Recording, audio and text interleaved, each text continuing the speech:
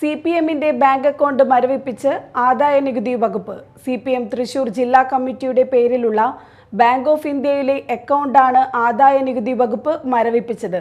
അക്കൗണ്ടിൽ ഇപ്പോഴുള്ളത് 5,10,00,000 രൂപയാണ്. ഇതിൽ 1 കോടി രൂപ ഫിക്സഡ് ഡെപ്പോസിറ്റ് ആണ്.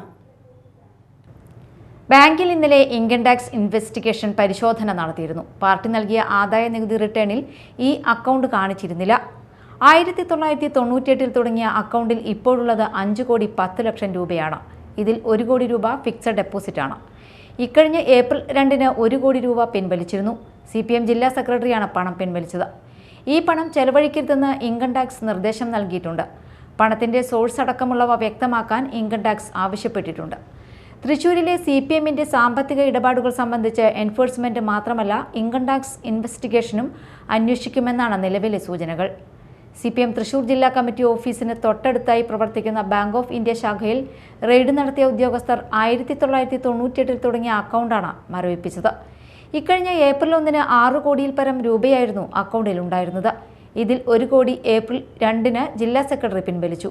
1 കോടി രൂപയുടെ ഫിക്സഡ് ഡെപ്പോസിറ്റും മറ്റൊരു 4 കോടിയും ബാങ്കിലുണ്ട്.